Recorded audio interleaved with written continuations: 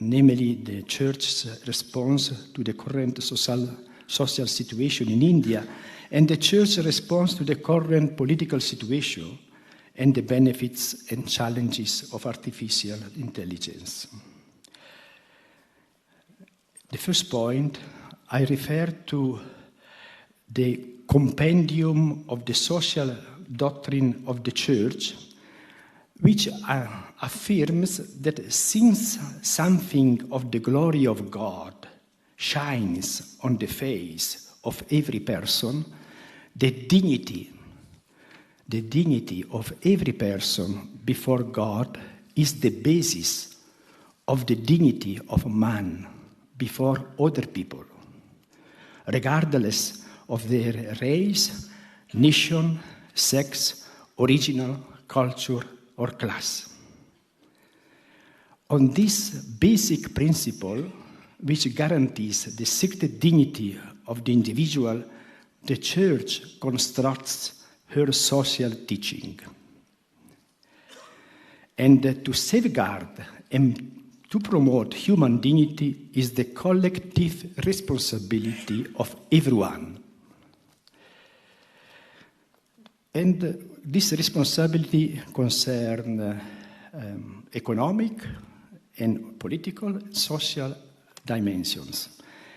Every economic decision and institution must be judged in light of whether it protects or undermines the dignity of the human person. The economy must serve people and not vice versa. The common good, which means concern for the welfare of everyone in society, is an important principle in Catholic social teaching, which is built upon the principle of human dignity. So, to be concrete, by establishing and submitting to a system of financial accountability, those in charge of finances in every diocese, in every eparchy, and church institution can eliminate unnecessary suspicion of financial mismanagement and mistrust. Professional guidance from reputed and trustworthy financial advisors may be sought for finance planning, analysis, and the financial situation, application of tax laws, creation of transparent accounting systems, and undertaking financial audits. This is the need of the hour also in our midst in the Church. And we have also to commit to peace building in the light of violence, aggression, and war. Peace is the responsibility of every person and every nation. It is a universal value. Care and concern of everyone in society is essential to build peace. And what is particularly needed is a solidarity towards all, especially the poorest.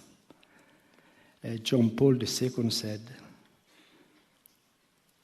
if you want peace, reach out to the poor. A recent conflict, violence, and war has caused immense human suffering and untold damage to human lives, involving huge economic and social costs. We think not only about the conflicts in the world, but also in India, particularly in Manipur. We need to ascertain the root causes of the conflicts and urgently develop strategies for promoting authentic peace. It is the need of the hour that we create a culture of peace in this country and in the world.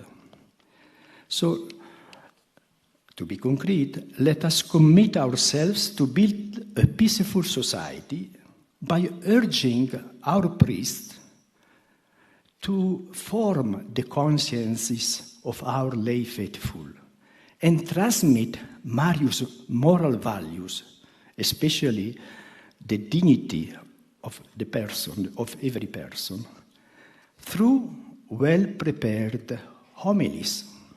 I invite you, bishops, yes, to exhort your priest to prepare good homilies. Preaching is a very much important channel to transmit the values of the gospel, but it's also the values of the human dignity. And for that, we can do even more that we are doing. The second point is Church's response to the current political situation in India.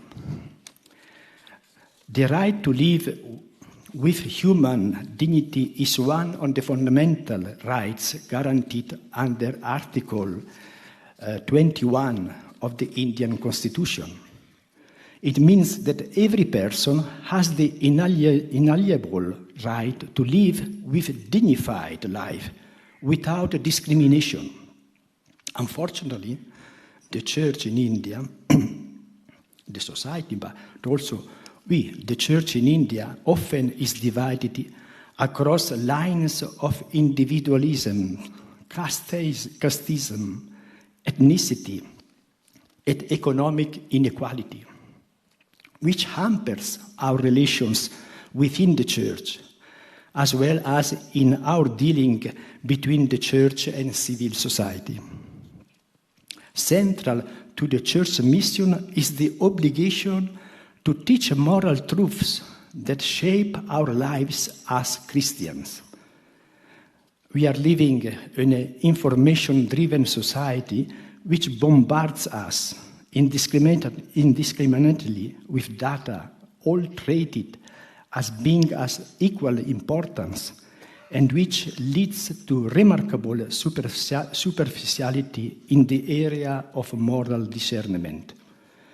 In response, we need to provide an education which teaches critical thinking and encourages the development of mature moral values. A concrete suggestion regarding the current political situation in India, I would say, first of all, in the light of the forthcoming general elections in India in 2024, all Christians who are eligible to vote are to be motivated to cast their vote, as it is an important duty in society.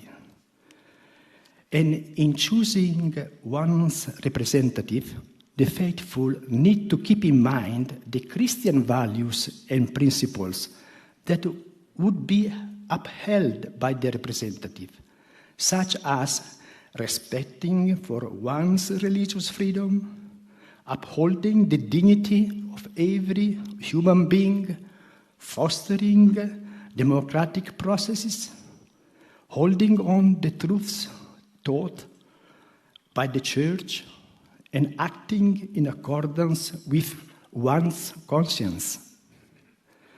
Thus, when concerning realities that involve fundamental ethical duties, such as making political choices contrary to Christian principles and values, the magisterium teaches that a well-formed Christian conscience does not permit one to vote for a political making program or individual law which contradicts the fundamental contents of faith and morals. And now some brief words about church teaching and artificial intelligence. On this topic, President of the Pontifical Academy for Life, Archbishop Vincenzo Paglia, will address you more properly on Friday, the 2nd February. However, Given that the theme of the General Body Meeting includes benefits and challenges of artificial intelligence, allow me to propose some brief reflections on this same topic. Artificial intelligence is one of the most innovative technologies that has emerged in the last decade, and I am glad that CBCI has chosen to discuss this very relevant theme. In the recent message for the 57th World Day of Peace 2024, Pope Francis affirmed that progress in science and technology, insofar as it contributes to greater order in human society and greater fraternal communion and freedom, thus leads to the betterment of humanity and the transformation of the world. So when science and technology is used in a way that respects the dignity of the human person, strives to create a more equitable and human world, seeks the common good, and promotes fundamental human values such as truth, reliability, compassion, concern, transparency, respecting privacy, equity, accountability, human fraternity, justice, and peace, then such scientific and technological processes are reliable and useful for humanity. So we have a great opportunity in the artificial intelligence. But when artificial intelligence is not used to foster the above stated values, but it is used for the disruptive possibility and ambivalent effects, there is an urgent need to orient its use in a responsible way to promote human dignity and common good.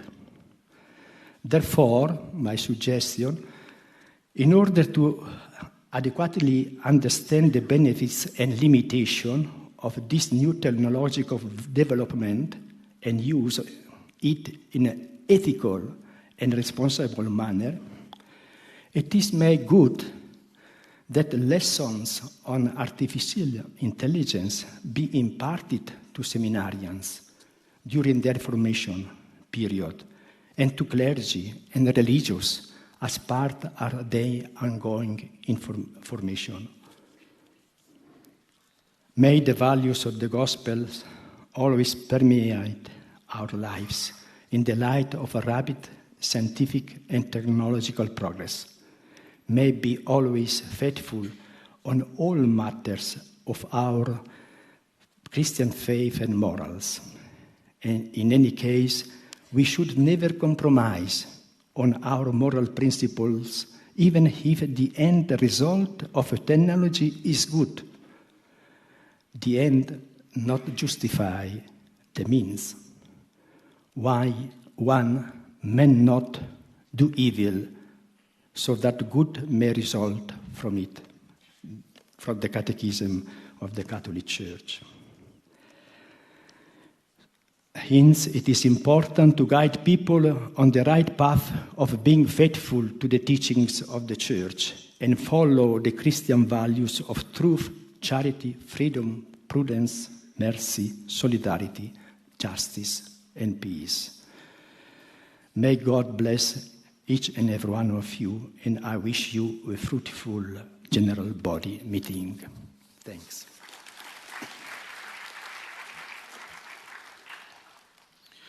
Thank you, Your Excellency, for your inaugural address, where you invited us to be concerned about the many issues in our country with reference to our theme, and also about artificial intelligence, moral values that we need to inculcate, and also once again highlighting to have well-prepared homilies. Thank you, Your Excellency. Our President holds a doctorate degree in Eastern Canon Law from the Pontifical Oriental Institute, Rome. He was nominated as Auxiliary Bishop of the Archdiocese of Thrissur on March 19, 2004, and subsequently in May ordained a bishop.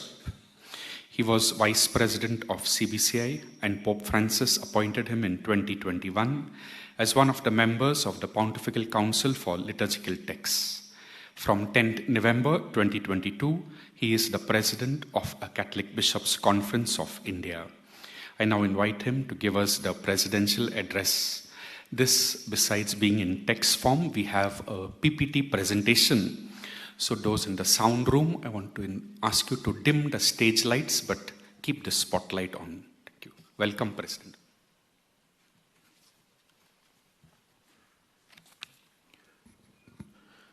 Your Excellency, Archbishop Leopold the Girelli, dear Cardinals, Your Beatitude, dear Archbishops, Bishops, Major Superiors, priests, sisters, faculty members, dear staff and students, and dear friends, a very warm good morning to all of you.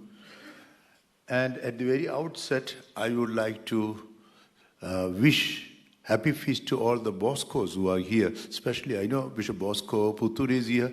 If there are any other Boscos, please accept our happy feast wishes.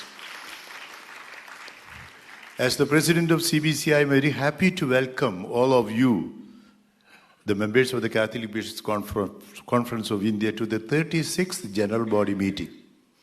We thank you most sincerely for your valuable presence and look forward to your active participation in the busy days ahead. We know that we have 174 dioceses in India in 3 sui judice ritual churches, and we have 288 bishops, including retired bishops.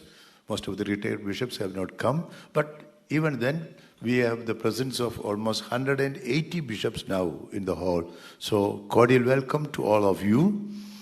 At the very outset, I wish you a pleasant stay in Bangalore, as Archbishop Machado has already, Peter Machado has already welcomed us. We have precious moments of mutual sharing and interactions and a synodal experience as church. May I begin this presidential address calling your attention to some of the major influences today on our ecclesial as well as secular scenario we are in. Synod of Bishops in Rome on synodality. We have gathered here between the 2 sessions of the Synod on Synodality. After 2 years of meticulous planning from 2021 onwards, the synodal discussions at different levels, and the next session will take place in October 2024. As you know, the ongoing Synod of Bishops has its theme for a synodal church communion participation mission with the methodology of listening, sharing, and discerning. In the first part of the Synod, which was held in October 2023 in Vatican, there were 363 voting participants from all over the world, about a quarter of which were non-bishops, including 54 women. There were 10 bishop participants and 2 sisters, as Archbishop Peter mentioned, from India. Some have described the Synod of Bishops as the culmination of Pope Francis' papacy and the most important event in the Church since the Second Vatican Council. Under the guidance of the Synod Office in Rome, in Vatican, the Church in India has marched forward in communion and participation in fulfilling its mission. Cardinal Oswald Gracious will give us more light on this matter during one of the sessions. COVID eases. 3 years after COVID burst into the scene, the world appears to have turned the corner in the first global pandemic in a century. Post-COVID scenario invites us to reflect on the impact of the pandemic on Christian life and spirituality. Humanitarian crisis deepen. Russia's invasion of Ukraine focused attention on Ukrainians fleeing from their homeland, seeking security abroad. The humanitarian situation in countries like Syria, Afghanistan, Pakistan, South Sudan, and Yemen remains desperate without any signs of resolution in the underlying conflicts. I just make mention of these events. I know that Archbishop Felix Machado will give more details in his biennial report. Israel-Hamas war. Hamas launches an incursion into southern Israel from Gaza Strip, prompting a military response from Israel Defense Forces. Israel launches numerous airstrikes on Lebanon after rockets were fired from Hezbollah and further attempts were made to penetrate Israel. The situation of the war-stricken places, especially of the children and of the sick and the wounded, is pathetic.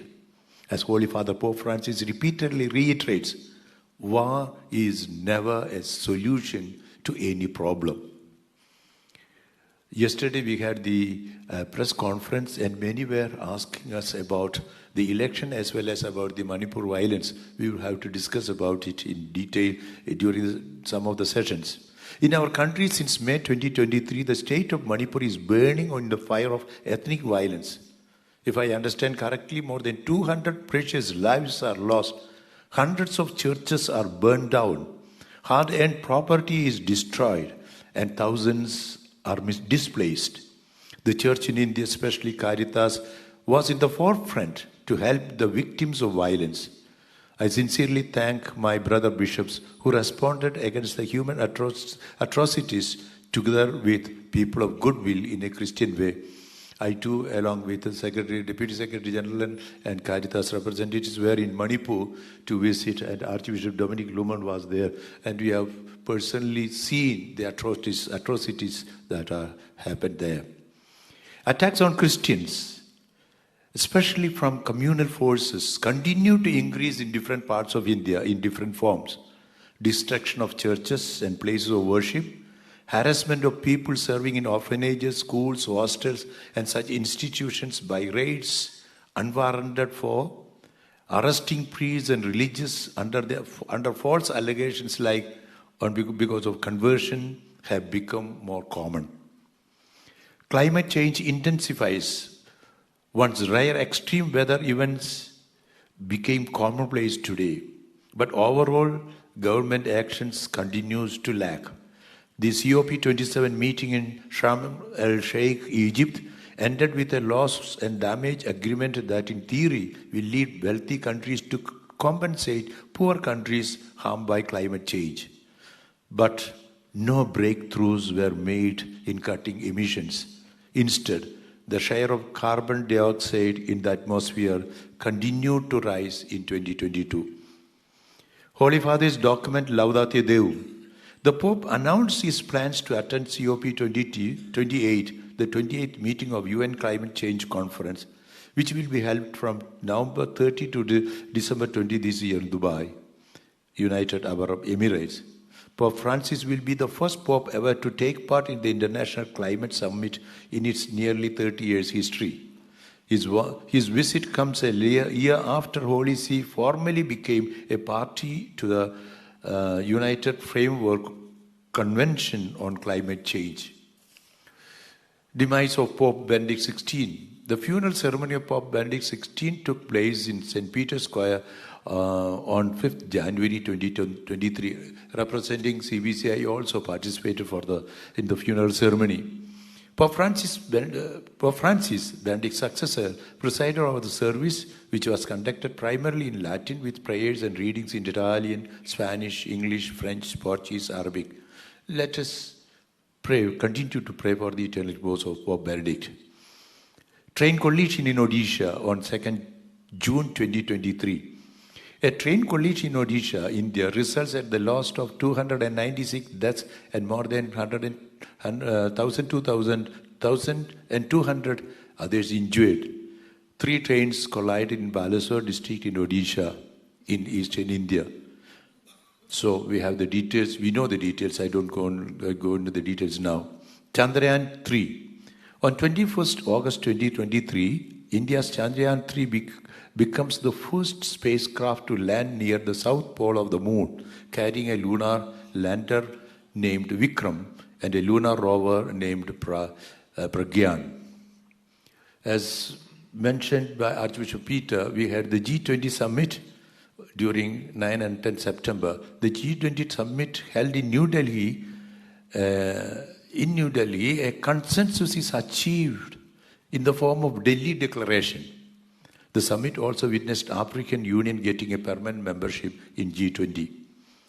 verdict against legalizing same-sex marriage. On 17th October 2023, the Supreme Court of India has refused to legalize same-sex marriage, saying that it is up to the Parliament to take decision in this regard. Transgender Catholics can be baptized. Holy See's Dicastery for the Doctrine of Faith states that transgender Catholics can be baptized with a condition if it would not cause scandal or confusion, while also acknowledging the possibility of baptizing children of same-sex couples. Fiducia supplicans. On 18 December 2023, the Dicastery for the Doctrine of Faith has given a declaration, Fiducia supplicans, on the pastoral meaning of blessings. There have been a lot of confusion in this regard. Apart from its pastoral intention of compassion, the document evoked several responses from the different parts of the world, including India. Finally, the Dicastery for Doctrine of Faith has released a press release clarifying the doubts regarding the application of Fiducia supplicans. I have asked Cardinal Oswald Gracious to make reference to this new document and explain or clarify the document on blessings. A bombing in a convention center in Kerala. A bomb exploded at Jehovah's Witnesses prayer meeting at Simra International Convention Center in Kalamassery, killing 3 people and wounding 36 others. Shocking or what? I don't know what would be the even. India has become the world's most populated country. India is projected to surpass China as the world's most populous country. India has in 2023 1.428 billion in India, while China has only 1.425 billion. Discussions around social political scenario in India. This general body focuses on the Church's response to the current socio-political situation in the country.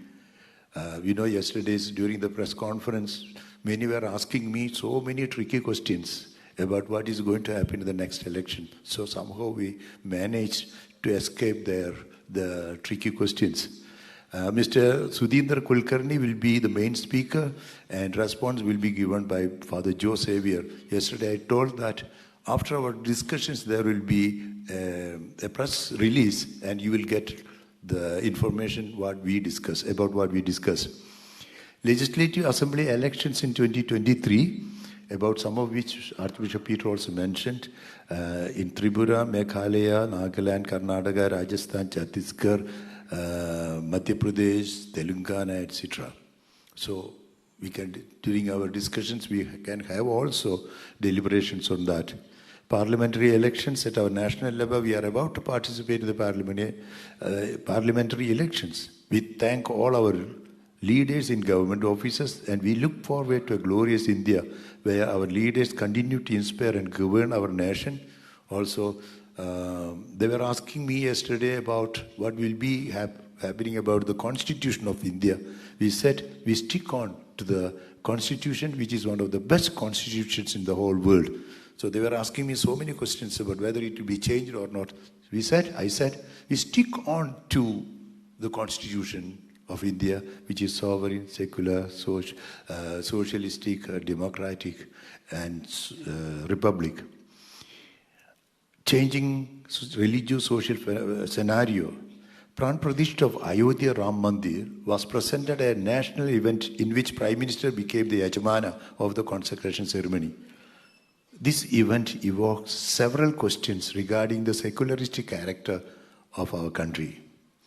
Our mission in the digital world and benefits of artificial intelligence. The Synod of Bishops in October 2023 discussed widely about the role and mission of the Church in the digital world. Some of them explained in the digital continent.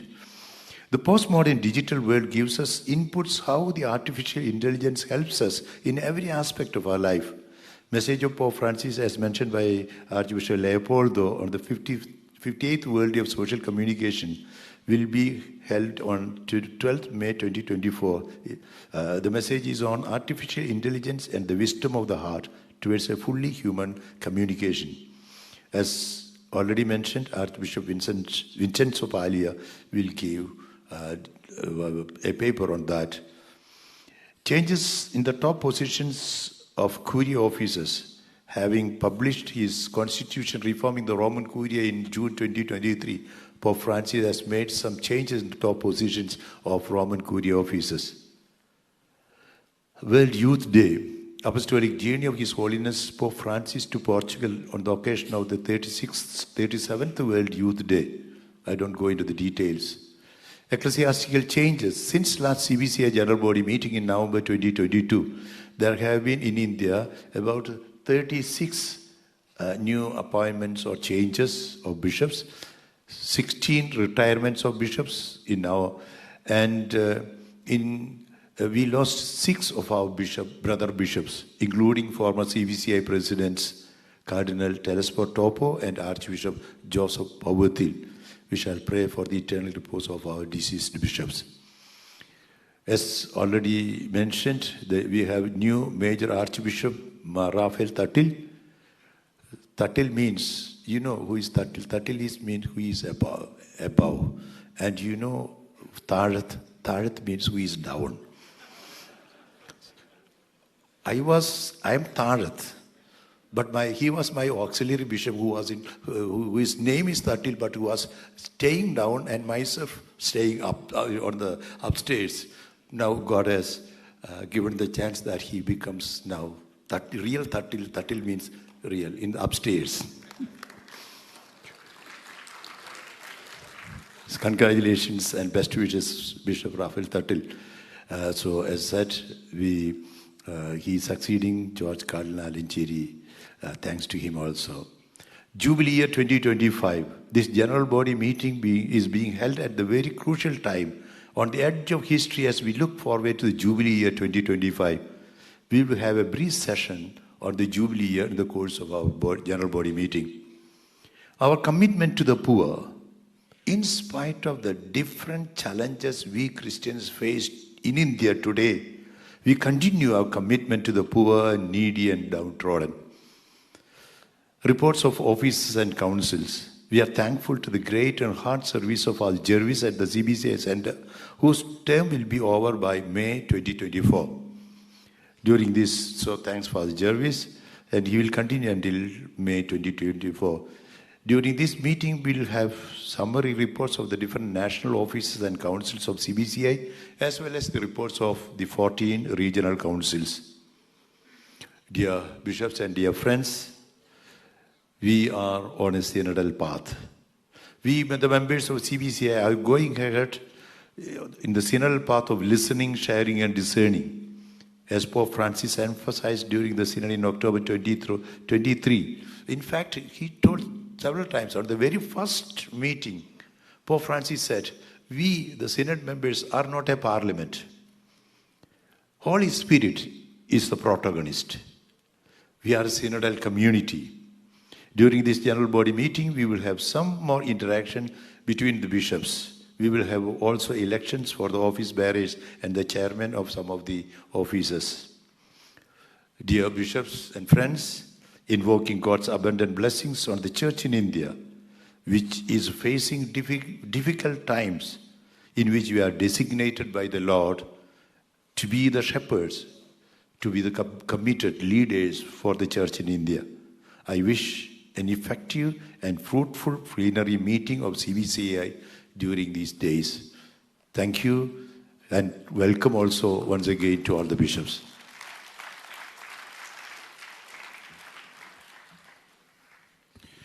Thank you, dear President, for that PPT presentation which enlightened us. Archbishop Felix Machado, our Secretary General, was the Undersecretary at the Pontifical Council for Interreligious Dialogue in Rome. He has participated and continues to participate in many national and international interreligious dialogue seminars and conferences. He has also written a few books, presently the Archbishop of Vasai. He has also been chairman of different offices of CCBI as well as CBCI. He is our current Secretary General. He too will present the Secretary General's biennial report in a PPT presentation. Just to share with you one new thing which we have included in the Secretary General's report. Towards the end of Archbishop's report, His Grace will read out the 26 new bishops that have been appointed and consecrated from November 2022. I'd like to invite our cardinals who are here in front as they come up to give them a token as Archbishop will read out their names. So it will be towards the end of his report. Welcome, Archbishop Felix.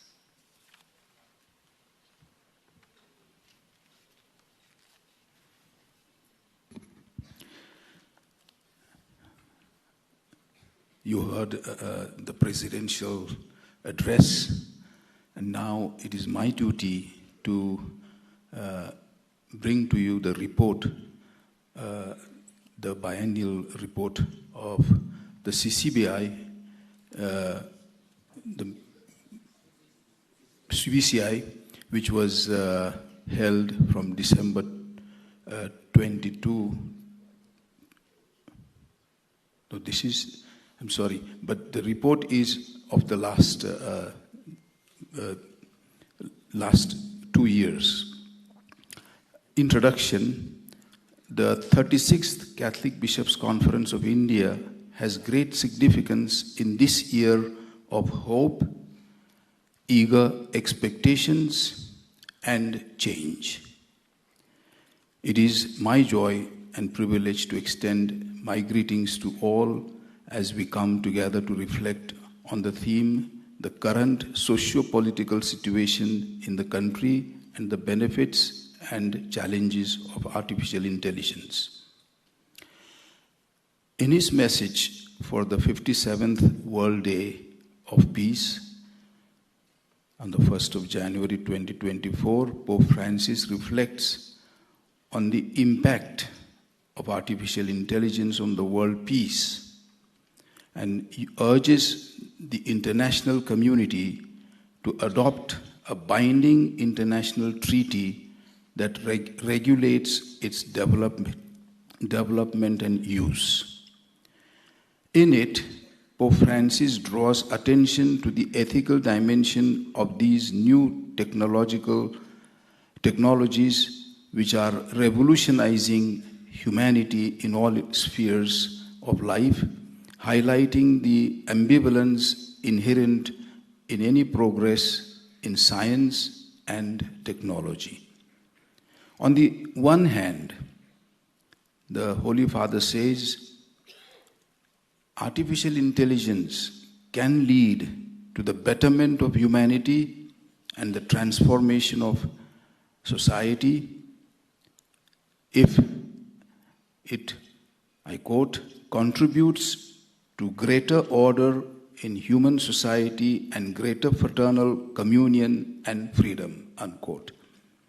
On the other hand, techno-scientific advances, especially in the digital sphere, I quote, are placing in human hands a vast array of options, including some that may pose a risk to our survival and endanger our common home, unquote.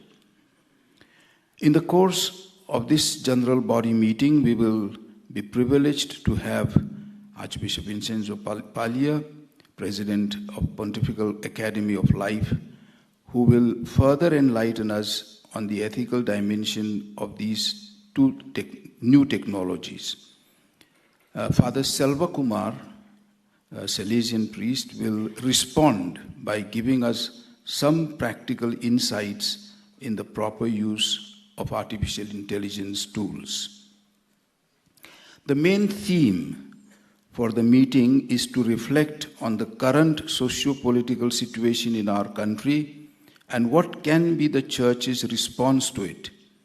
The keynote speaker will be Shri Sudhindra Kulkarni, and Father Joe Xavier, a Jesuit priest, will respond to his talk. The Catholic Church in India continues its mission of service and witness with enthusiasm, dedication, and commitment. Christ's call to serve continued to be reflected in its educational activities, engagement in health care, and outreach through social work.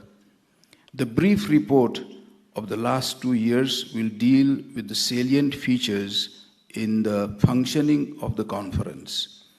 The offices and national centers will report on the activities and achievements through their respective secretaries and directors. The committed secretaries and directors, under the guidance and supervision of the chairman and bishops in charge, have much to their credit as collaborators in the services that are offered by the Catholic Bishops' Conference of India. Point number 2, on the national level. We have heard much about Manipur, and still much can be said. The Manipur crisis still goes on, has not yet been settled. It began in May 2022.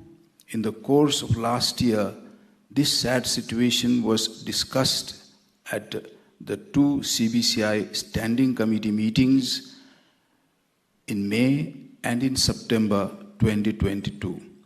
Bishops from the Northeast region shared about the sad manner in which senseless killings took place, people fled with fear, and how even in relief camps there was no safety and peace. Caritas India and many dioceses, the non-governmental organizations and individuals have visited the place and have donated food and shelter materials as well as more money. Dioceses and religious men and women congregations in various parts of India and particularly in their main cities of the country have taken care of children for their education and have provided employment for the youth and adults. In July 2022, Archbishop Andrews, President of CBCI, together with Father Jervis and the Caritas Director, Father Paul Munjali, visited affected places with Archbishop Dominic Lumon, former Archbishop of Imphal, and a few priests from Archbishop's house. The short visit concluded with an action plan being drawn up for the rehabilitation of the people of Manipur, and a press release was issued. Constant efforts are on by the church and civil groups to bring about some dialogue, peace, reconciliation, and harmony among the warring groups. Later in the year, in December 2022, the new Archbishop of Imphal, His Grace Archbishop Linus Nelly, was consecrated in a district about 70 kilometers north of the Archbishop's house, where that area was a peaceful one. We would like to place on record the hard work and the delicate manner in which Archbishop Emeritus Dominic Lumon has handled the situation, and we wish Archbishop Linus Nelly our prayers and support. We must not and cannot forget so many other bishops who in different parts of India go through similar struggles and face problems from different spheres of life. The Church in India has been reaching out through the many dioceses and men and women religious in responding to the attacks on Christians and other natural calamities. Point number 3, at the international level. Several devastating earthquakes, 2 ongoing wars that heightened geopolitical tensions, numerous instances of gun violence, especially in the United States of America. Also in 2022 and 23, we have had disasters, natural disasters, and man-made conflicts, these kind of test the nations and citizens globally. There was an earthquake in Turkey, for example, and Syria. Over 67,000 people were killed after a series of devastating tremors hit parts of Turkey and neighboring Syria early on February 6. Thousands of buildings tumbled down, trapping tens of thousands of residents. And then Russia-Ukraine war spills into second year. More than a year after Russia invaded Ukraine in February 2022, the war continued with Ukraine, and still there is no light being seen in the tunnel. We have, though there is no concrete information on the number of casualties, United Nations estimates more than 10,000 Ukrainian civilians have been killed. A New York Times report said that over 5 lakh Ukrainians and Russian soldiers have been killed so far. The ongoing Israel-Hamas war. The ongoing Israel-Hamas war in Gaza has killed nearly 20,000 Palestinians, wounded tens of thousands more, and displaced 90% of the 2.3 million residents of the besieged enclave. I was just in Rome and Canterbury. I met, because these two bishops, pair of bishops, one from Palestine and one from Israel. They have still stories to tell us, but most of all they are asking us for our prayers. The current conflict was triggered by the surprise Hamas attack on Israel on October 7, in which 1,200 Israelis were gunned down in their homes.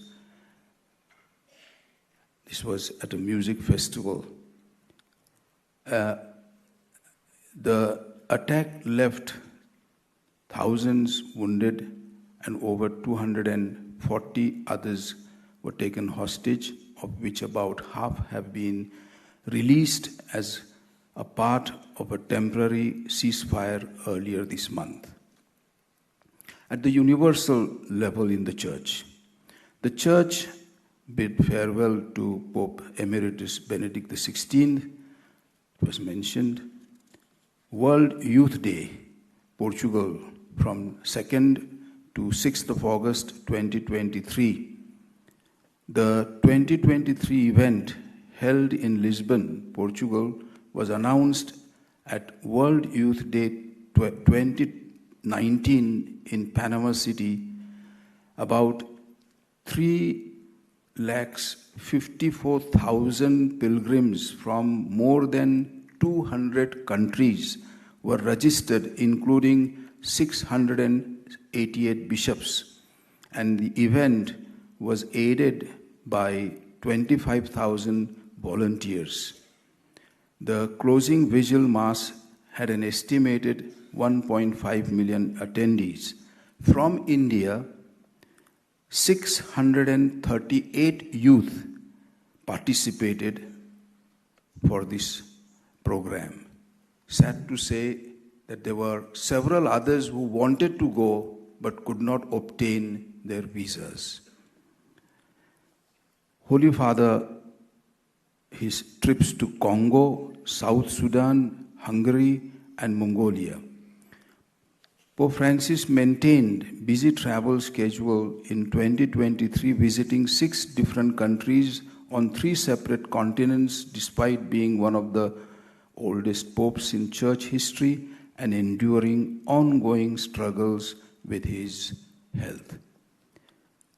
Pope Francis turned 87 years old last December, and in March celebrated his 10th year as Pope. Although this year was marked by several hospital stays, struggles with bronchitis and sciatica that often confined him to a wheelchair, as well as he had to cancel that visit to Dubai for COP28 due to that health issues. Apostolic letter in the form of motu proprio by the Supreme Pontiff Pope Francis Vos Estis Lux Mundi. It was a letter updated on 25th of March 2023. Synod on Synodality, October 2023 to October 2024 and October 2024. The work of the Synod on Synodality continues in view of the final session set for October 2024, and churches are now called to reflect on the synthesis report published in October 2023 to promote further consultation and to prepare contributions for next year's assembly. Bishops from across the world have received a document with instructions from the Secretariat, the Synod, accompanied by a letter from Cardinal Mario Grech, the General Secretary of the Bishop, the Synod, and Jean-Claude Ulrich, the Relator General.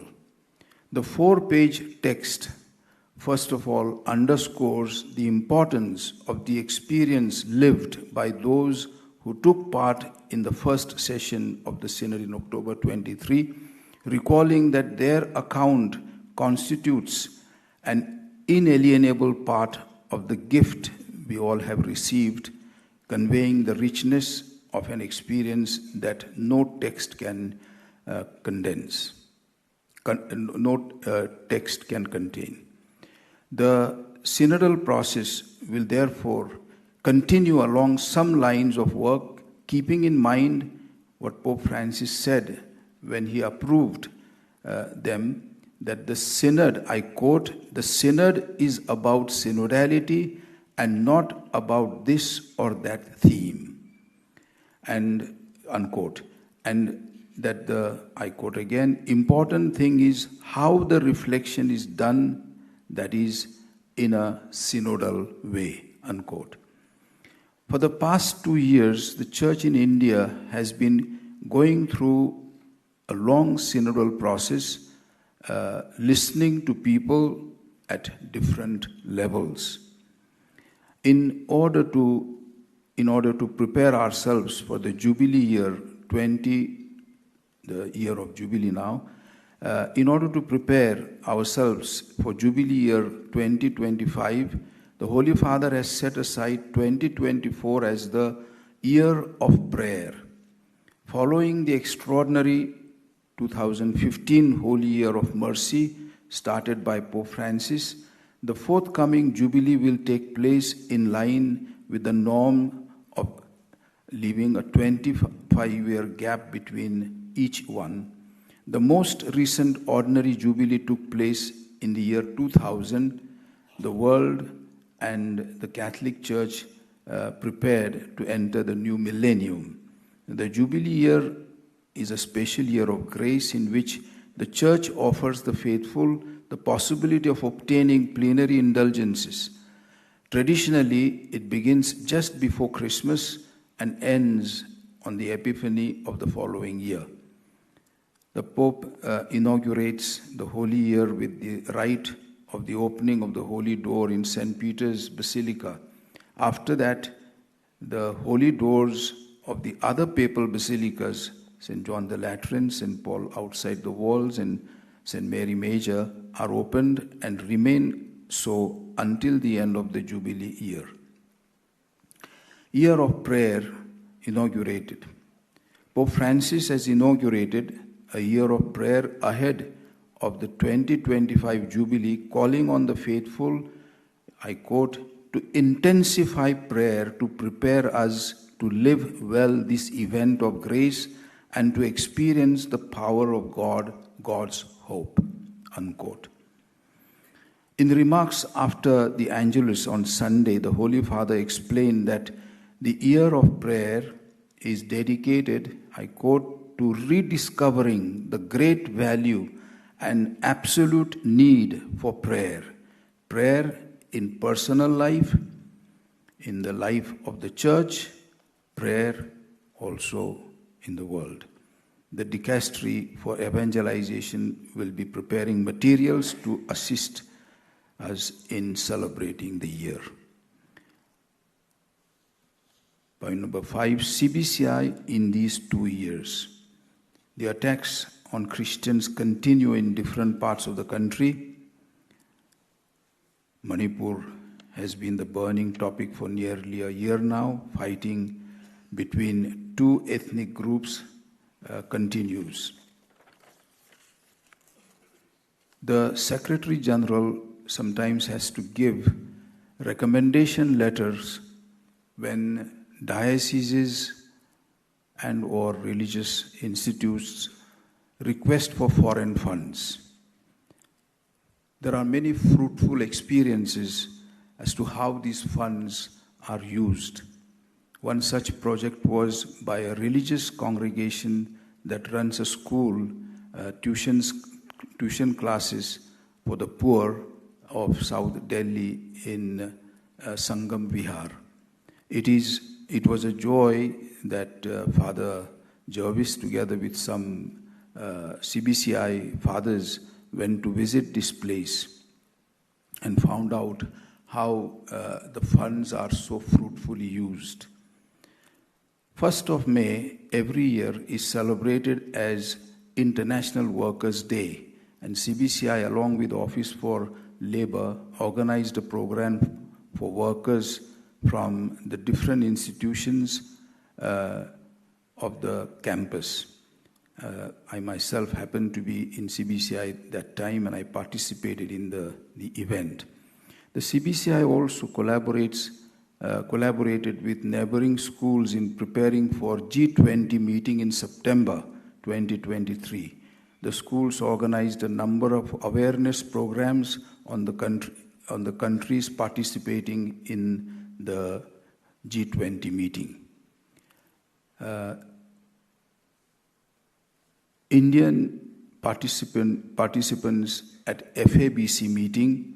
There was a meeting on climate change in Nepal from 9th to 14th of October 2023, and 40 participants, bishops, priests, religious men and women, and lay people from Nepal, Pakistan, Sri Lanka, and India gathered to reflect on the latest synod document Laudato Deum and the way ahead. I myself was one of the speakers there. CBCI joined in the memorial mass on 24th of October 2023 of the late Cardinal Telesphore Topo, and the mass was in the Archdiocese of Delhi, and the tribals settled in Delhi at Good Shepherd Church celebrated this mass. CBCI participated in the international meeting of National Council for Reconciliation and Peace that was held on the 11th of November 2023 at CBCI Center under the chairmanship of Justice Kurian Joseph. CBCI takes the lead every year to reach out to wish people of different faiths, because the messages that are sent from the Dicastery for Interreligious Dialogue can be shared with people who live in our respective dioceses of that particular religion.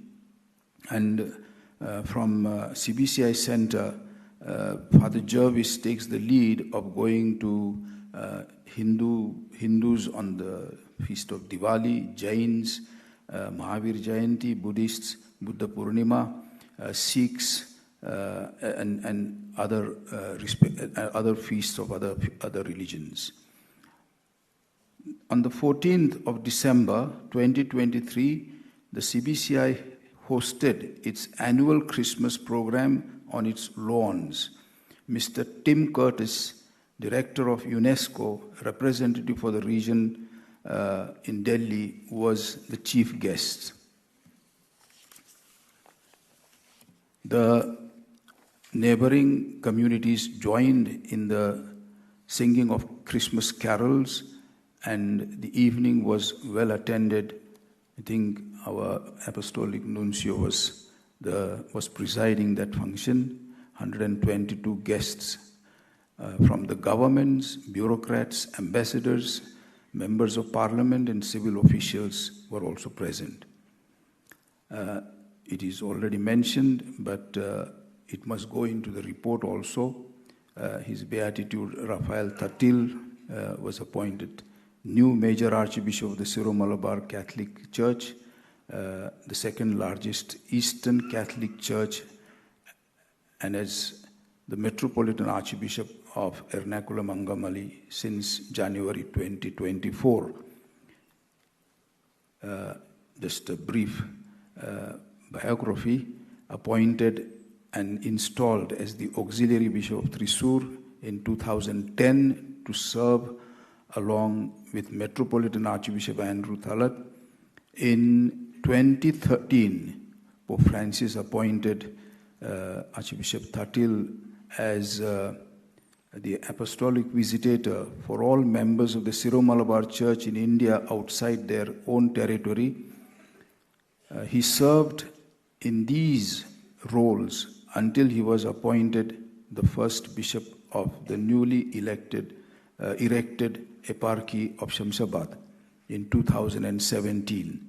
And as I said, in January 24, he was elected Major Archbishop by the Holy Synod of the Syro-Malabar Church to succeed Cardinal George Alencheri, who was Major Archbishop from 2011 to 2023.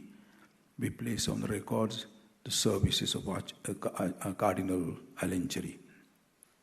I would now, as Father Jervis has already announced, like to call on 26 new bishops to the front line of the stage, the bishops that were consecrated after the last general body meeting in November 2022. You will excuse me if I don't pronounce every name correctly.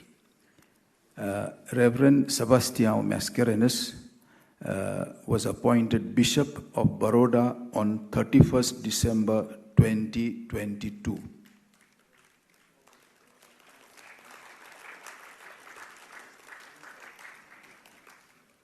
Father John Panamatatil was appointed Bishop of Melbourne, Australia on 14th of January 2023.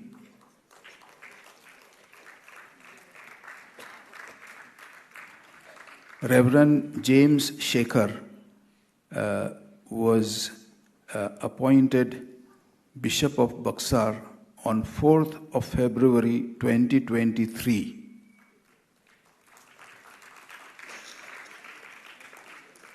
Reverend Wilbert Marvin, parish priest, but appointed Bishop of Nongostain on 4th of February 2023.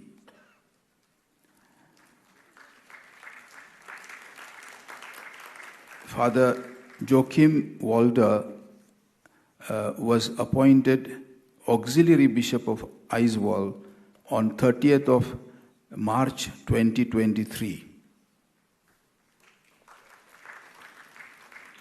Father Joseph Kalarakal, appointed Bishop of Jaipur on 22nd of April 2023.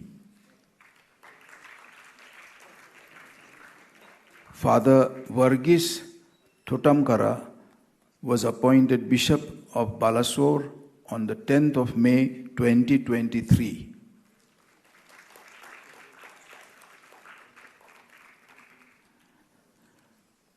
Monsignor George Panamathundil was appointed Apostolic Nuncio of Kazakhstan on 16th of June 2023. Father Luis Mascarenes was appointed Bishop of Allahabad on 17th June 2023. Father Beni Varghese was appointed Bishop of Itanagar on 29th of June 2023.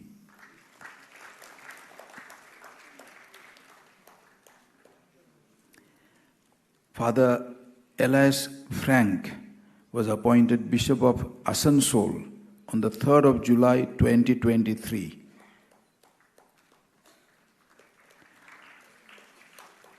Father Ferdinand Nakhar was appointed Bishop of Jovai on 8th of July 2023.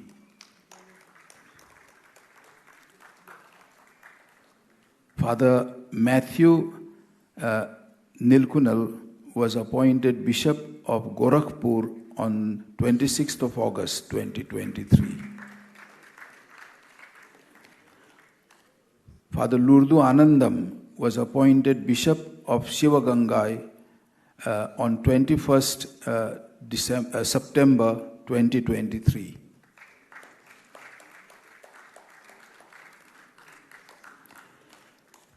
Father Linus Nelly was appointed Archbishop of Imphal on 7th of October 2023.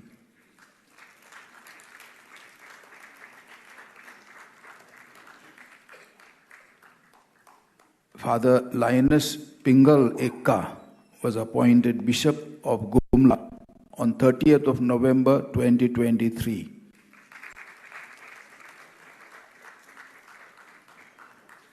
Father Malcolm Sikwera was appointed Bishop of Amravati on 30th of November 2023. Father Ambrose Putinbithil was appointed Bishop of Kottapuram on 30th of November 2023.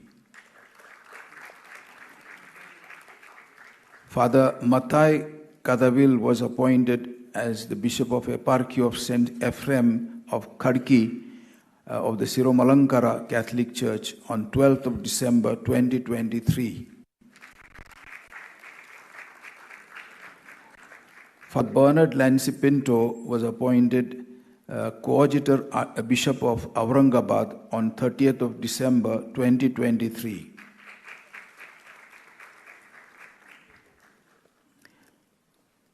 Father Peter Rumal Kharadi was appointed Bishop of Jabua on 30th of December 2023. Father Justin Alexander Marathi Parambil was appointed Auxiliary Bishop of Vijaypuram on 13th of January 2024. Father Valan Arasu was appointed Bishop of Jabalpur on 13th of January 2024. Father Duming Dias was appointed Bishop of Karwar on 13th of January 2024.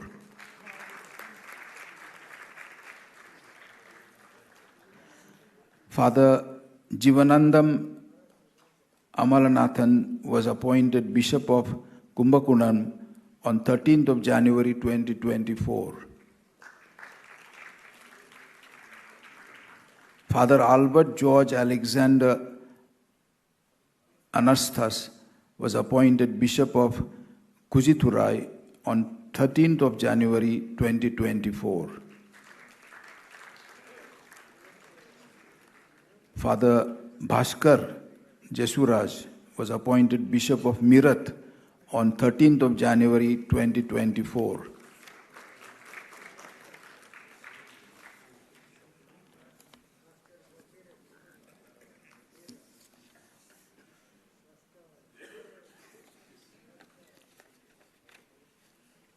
I think that's it.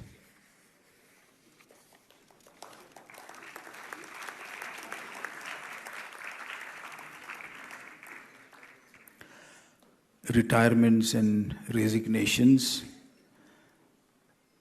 Right Reverend Devdas Ambrose Mariados, Bishop of Tanjore, retired on 4th of February 2023.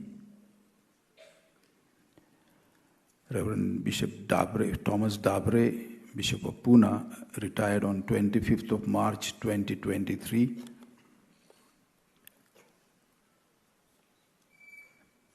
Bishop Oswald Lewis, Bishop of Jaipur, retired on 22nd April 2023. Bishop Joseph Karikasari, Bishop of Kottapuram, retired on 1st of May 2023. Bishop Alvin De Silva, Auxiliary Bishop of Bombay, retired on 13th of May 2023. Bishop Franco Mulakal, Bishop of Jalandhar, retired on 1st of June 2023. Bishop John Thomas Katurkudil, Bishop of Itanagar, retired on 29th June 2023. Bishop Thomas Turuthimattam, Bishop of Gorakhpur, retired on 26th August 2023. Archbishop Dominic Lumon of Imphal, retired on 7th of October 2023. His Eminence Cardinal Mar George Alencheri, Major Archbishop of Ernakulam, Angamali, resigned on 17th of December 2023.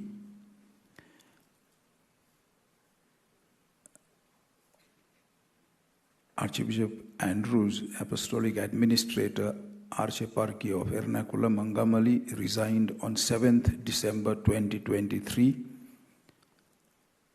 Archbishop Felix Topo, Archbishop of Ranchi, retired on 30th of December 2023. Bishop Lourdes Daniel, Bishop of Nashik, retired on 30th of December 2023. Bishop Anthony William, Bishop of Mysore, retired on 13th of January 2024.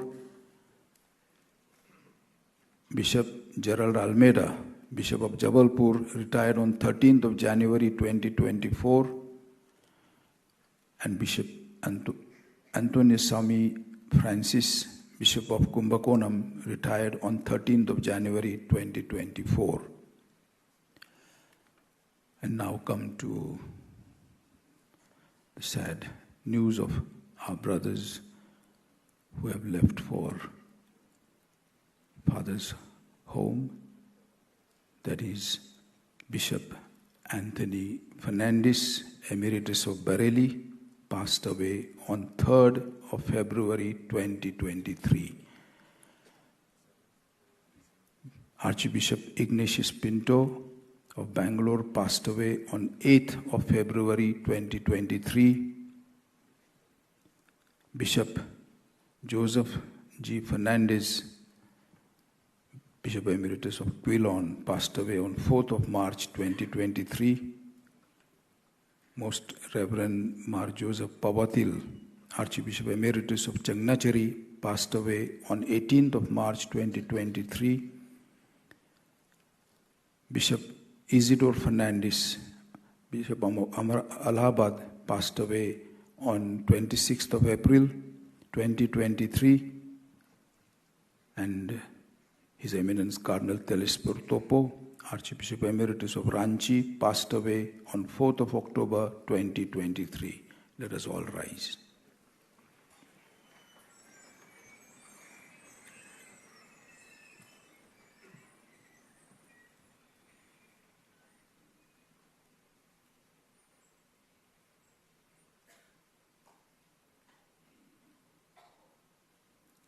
Eternal rest grant to them, O Lord, and let perpetual light shine upon them.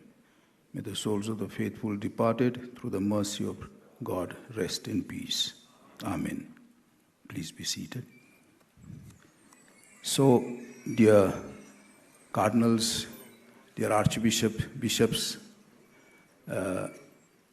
my dear people, as you can see, much has been done in this short time of less than 2 years since we last met in November 2022, and much remains to be done.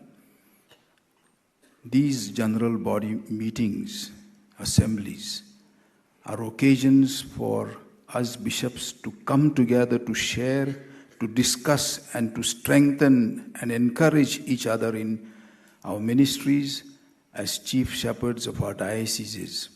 I am very hopeful that we will gain much from this 36th CBCI General Body Meeting and take home plans which we can implement, thereby making our dioceses even more faith-filled and vibrant. I would like then to conclude with a famous quote by St. John Bosco, whose memorial we celebrate today. He said, "Whatever you do, think of the glory of God as your main goal." Jai Hind.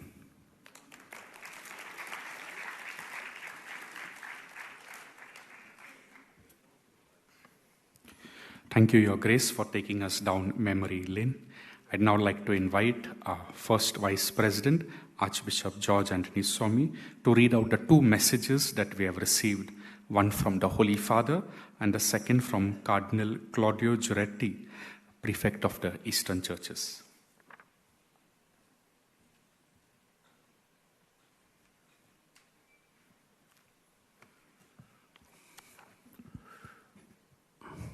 Brother bishops, brother priests, reverend sisters, brothers and sisters, I read the whole message of the Holy Father at first, and then comes Cardinal Claudio Gujarotti.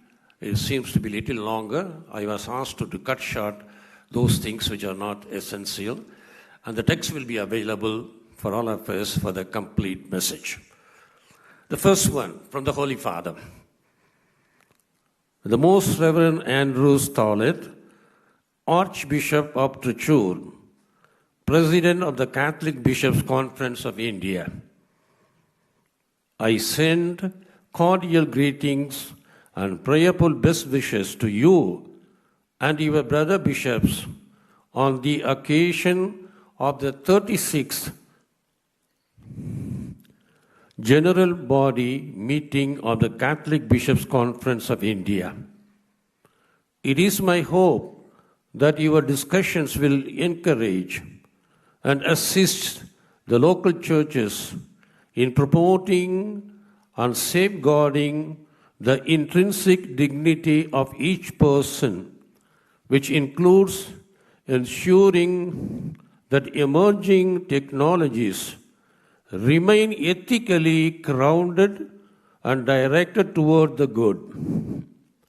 I am confident that in this way, the work of the Episcopal Conference can contribute to the progress of peace and integral human development and bring the light and truth of the gospel to every level of Indian society, entrusting all gathered for the General Body Meeting to the intercession of the Blessed Virgin Mary, Mother of Church.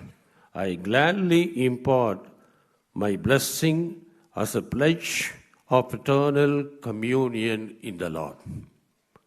Franciscus.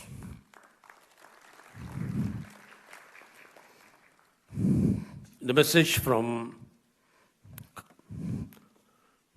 Claudio Cardinal Gujarotti. Your Beatitudes, Your Eminences, and Your Excellencies. With gratitude to Archbishop Andrew Stollett for the gracious invitation, I express my pleasure at this opportunity to address the words to the General Body Meeting of the Catholic Bishops' Conference of India, and my cordial best wishes to all of you, dear brothers in the Episcopate. As I extend these fraternal greetings, I also wish to thank the Apostolic Nuncio, Archbishop Leopoldo Girelli, for his precious service in your country. It is of essential value for the bishops of the three churches sui juris present in India to meet in this way. Your agenda for these days is to reflect together on matters of fundamental importance to the common good, in particular, the response of Catholics to current local political situations and challenges of artificial intelligence. The latter theme is also the topic of the Holy Father's message for the 57th World Day of Peace, upon which I am sure you all will reflect. Another document well worth your attention is the Roman Call for AI Ethics, presented in the year 2020 by the Pontifical Academy for Life, which enumerates 6 principles, namely transparency, inclusion, accountability, impartiality, reliability, and security. In a various way, these tenets bring to the fore the uniqueness of the human condition. Like all scientific advances, artificial intelligence must be also at the service of human dignity in order for the technological progress to be truly integral human development.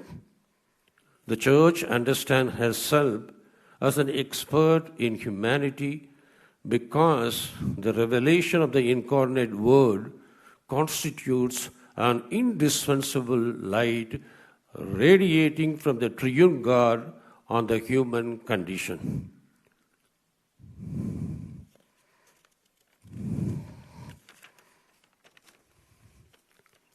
Three different sui juris churches inhabiting the same home country can be a great opportunity to show how Christians live their differences, facing challenges together in the spirit of missionary cooperation and above all mutual charity. In this regard, the faithful observance of the canonical norms is an indispensable assistance to harmonious coexistence. In particular, the Code of Canons of the Eastern Churches remains as the rights of the Eastern Churches as the patrimony of the entire Church of Christ, in which there is clearly evident the tradition which has come from the apostles through the fathers and which affirm the divine unity in diversity of the Catholic faith are to be religiously preserved and fostered. Thus, the mind of the Apostolic See, when erecting ecclesiastical jurisdiction, is to assist the Eastern Catholic faithful belonging to their respective eparchy to grow in their sense of identification with their proper church by participating in its ecclesial life, so that their precious liturgical, theological, spiritual, disciplinary, and cultural heritage may flourish always. This awareness of each sui juris church having equal dignity is also a precious testimony in your cultural context, constituting a vital example for you, for fellow citizens, and to others to witness. Through the intercession of the Holy Mother of God, may God grant an abundant outpouring of the Holy Spirit on your gathering, giving you wisdom, courage, and understanding befitting faithful servants of the Lord Jesus Christ. With sentiments of fraternal affection in Him and my promise of prayers for a most successful General Body meeting, I renew my cordial greetings and best wishes to all the bishops of your beloved country. Signed, Claudio Cardinal Gujarati, prefect for the dicastery for the Oriental churches.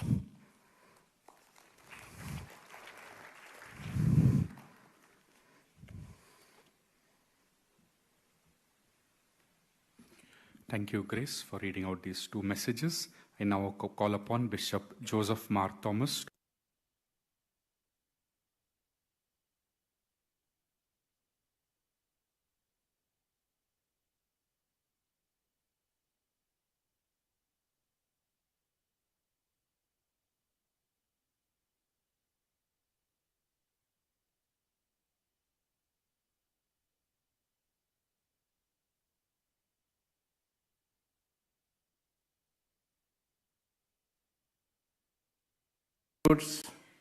Your Graces, Your Excellencies, Fathers, Sisters, Brothers, and my dear friends. It is with immense joy and profound gratitude to God that I stand before you to propose a vote of thanks to this August Assembly of 36th General Gathering of the CBCI. Cicero once said, "Gratitude is not only the greatest of virtues, but the parent of all others. It is the language of love and hospitality." I deem it as my privilege to honor to show our deep respect to our distinguished dignitaries on the dais and off the dais. God Almighty. First and foremost, I thank God Almighty for the wonderful blessings and graces He keeps bestowing on our CBCI, our cardinals, archbishops, bishops, fathers, sisters, and all of us, for without His love and protection, we would not have been here today. Archbishop Andrew Stiles, President of the CBCI, is a man of wisdom and fortitude. He has been the inspiration for the planning and organization of the 36th CBCI meeting. I thank you, Archbishop, for your dynamic leadership and the right direction to the CBAs over the years. Our nuncio. It is always a matter of joy and satisfaction for us to have the gracious presence of Archbishop Leopoldo Girelli, who represents our Holy Father.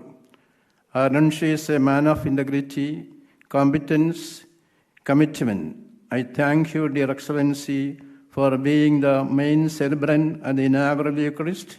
Your homily was enlightening and meaningful. Your inaugural message was excellent and inspirational.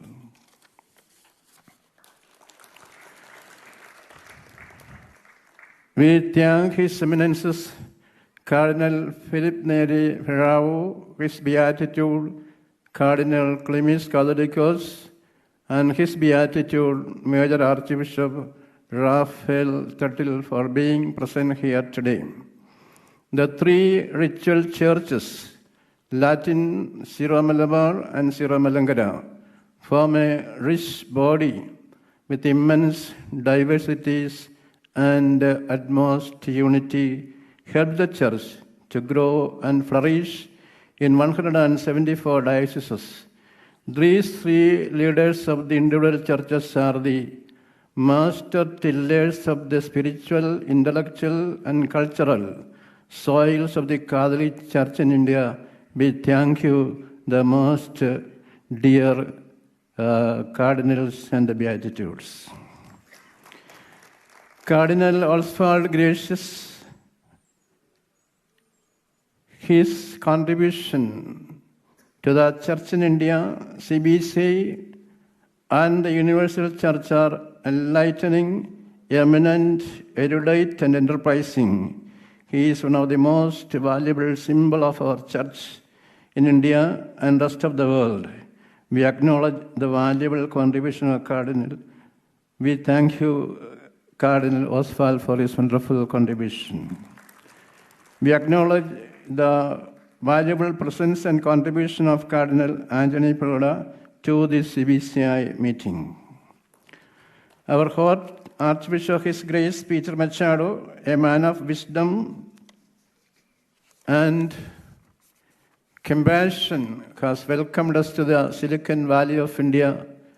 The tremendous wealth of priests, religious, education institutions, formation houses, hospitals, social welfare agencies, and related programs have made the Crystal Silicon Archdiocese of Bangalore a prime archdiocese in our country. Thank you, dear Archbishop, for your wonderful leadership, warm welcome, and great hospitality we are enjoying these days.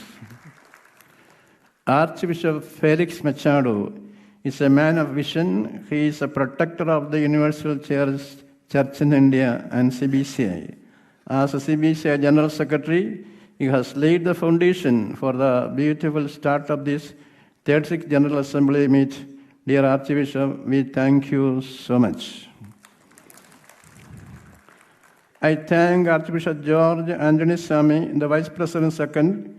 He is a man of character, competency, and credibility. His vast knowledge and experience empowers the CBCI. He has read out the messages received from the Holy Father and from the Dicastery for the Eastern Churches. Thank you, dear Archbishop. I thank Father Jeshudas, the vibrant director of the St. John National Academy of Health Sciences, our local organizer, for all the hard and brilliant work he has done, his team members have undertaken for us. We thank his team members, namely Father Tony, Father Charles, Father John, and his team, nursing students, Father Peter, Father Roy, Father John Baptist, Father Nathan Luca, and team for a great service they have given to us and all that they will do in the coming days for us. Father Jervis D'Souza, I thank Reverend Father Jervis, the Deputy Secretary General of CBCI. He is a man of deep commitment and hard work. His enthusiasm and arrangements make the CBCI meeting the most vibrant one. We thank Father Jervis. I thank all the fathers, sisters, brothers, and lay faithful who help in the arrangements of the CBCI meeting, the many sisters involved, and we thank our special guests, provincials, fathers, sisters, students. I thank the secretaries of the CBCI offices, councils, and directors. And above all, I thank all the special guests, secretaries, all the dignitaries, faculty members, students, and the most valuable members of this learned assembly. Thank you very much.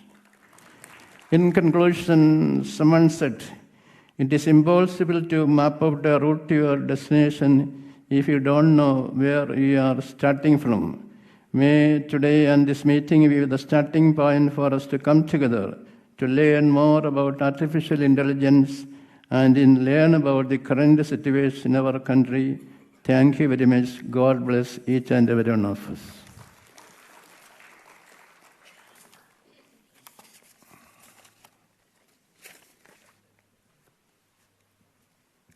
We have to thank our second Vice President for proposing the vote of thanks. Thank you. Thank you, Bishop. I now invite Father Jesudas. But before that, a few announcements from my side, our side. We will have our first session at 3:30 in Paul VI Auditorium. It will be by Mr. Sudendra Kulkarni and Father Joe Xavier. At 5:30, we have the reports presentation by Caritas India and St. John's. And then 7:30, we have adoration in the Nurses Auditorium. This time we have allotted each region to conduct the morning prayer 8:50 in the hall, the midday prayer and also the 7:30 adoration. The first day will be conducted by Bishop Theodore Mascarenhas, the secretary, and the team of the Jan regional bishops. Also, if you have not got your bag, kindly collect your bag, the kit, from the sister and the other helpers there at the Annex 3 reception. Welcome, Father Jesudas now.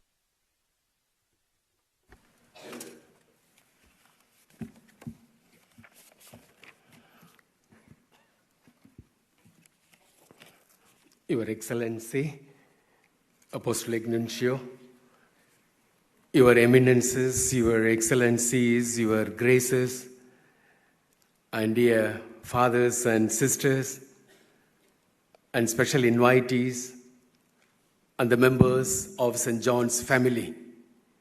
On behalf of St. John's family, I would like to extend a warm welcome to each and every one of you. We are honored to have you on our beautiful campus for this significant event of the Catholic Church of India. I would like to bring your kind attention to the information sheet that has been placed in your rooms. This sheet contains important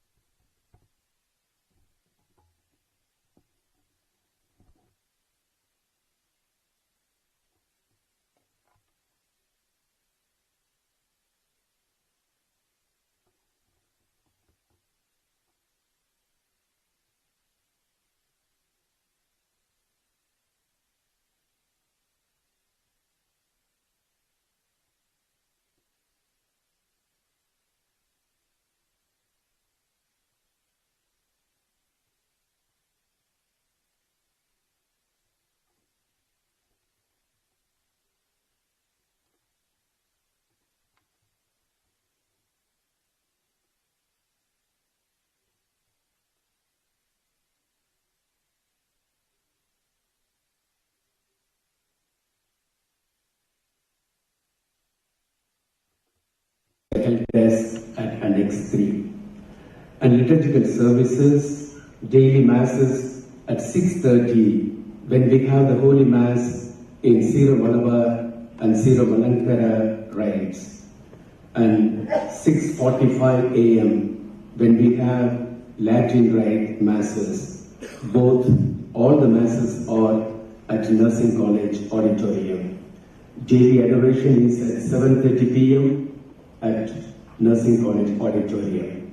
And our meeting venue is Pope Paul VI Auditorium, and workshops and regional meetings also will be Research Institute conference halls. And general and also cultural program we have on 6th February at 8:30 in the same auditorium here. And meals, breakfast at 7 o'clock, lunch 1 o'clock, and dinner 8 o'clock in Annex 3 dining hall.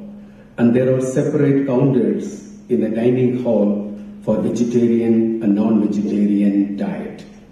Facility for making bed coffee, tea, arranged in the lobby of all floors of Annex 3 from 5:30 to 6:30 a.m.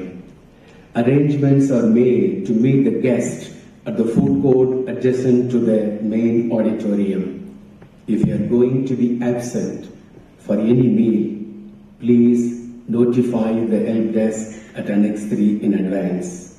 For any special dietary requirements, please do not hesitate to inform our team in advance, and we will accommodate your need. And Wi-Fi, computer, newspapers. We understand the importance of staying connected, and therefore we have provided high-speed internet access throughout the campus to access the portal Salve Regina Wi-Fi network. Please scan the QR code or log in using the ID and password given over leaf. If you experience any connectivity issues, please contact our help desk at Annex 3.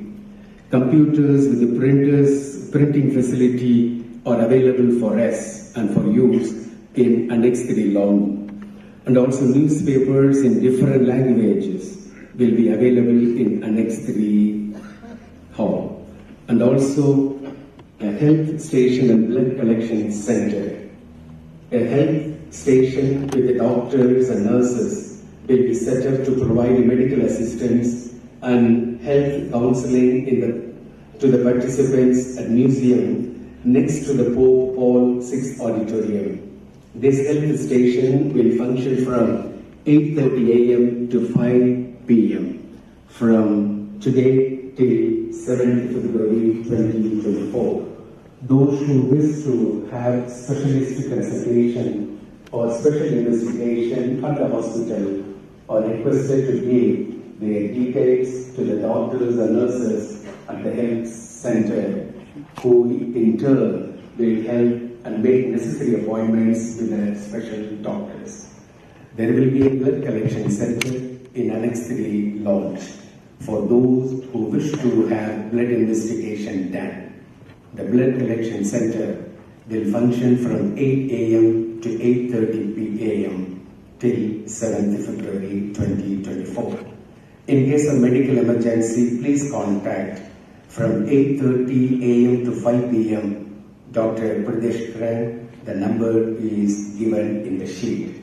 And after 5 p.m. to morning 8:30 a.m., you can contact Father John Burgess, Associate Director, and Ria Emmanuel, Chief of Nursing Services, and MSW Emergency Medical Departments. The numbers are given.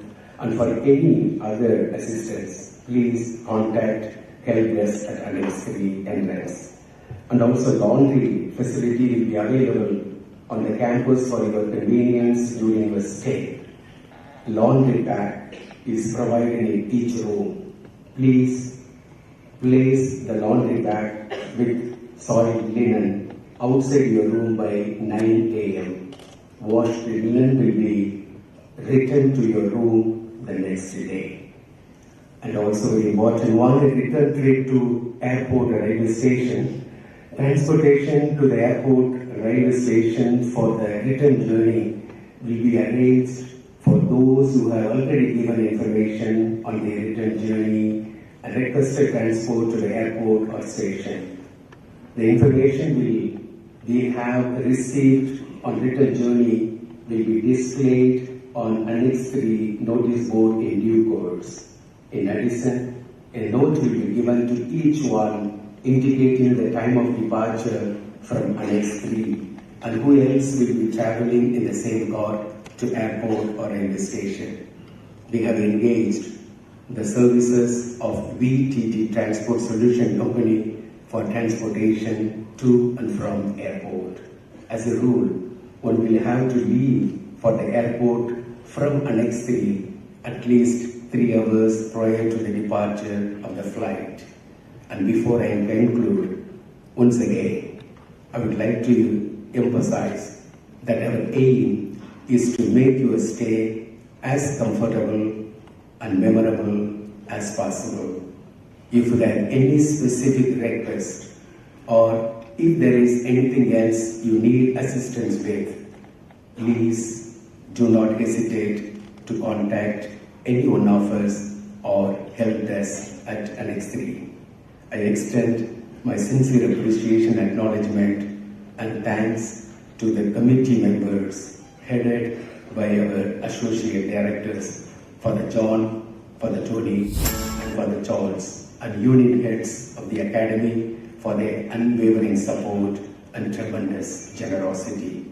Thank you once again, and we hope you have a wonderful time here and that the meeting is a resounding success. Thank you and welcome and happy Sunday.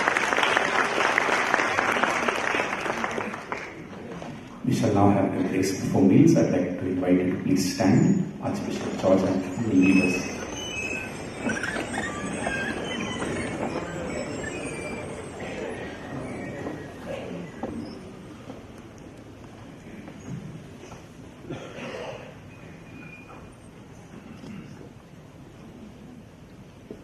Almighty and loving Father, after having concluded our morning session fully, we are approaching the goodness and kindness to share the meal which we are going to have in your abundant bounties. Bless each one of us here present through the meal which we are going to share, that we could build up ourselves not only physically and also fraternally and above all spiritually to continue our mission ever more faithful. Bless us, O Lord, this meal which you are going to take out of your mouth through Christ our Lord. In the name of the Father, and of the Son, and of the Holy Spirit. Amen.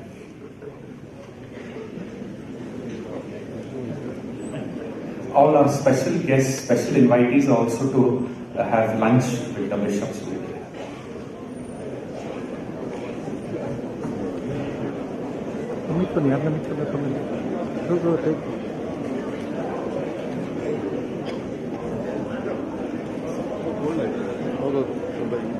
Please ಮಾಡಿ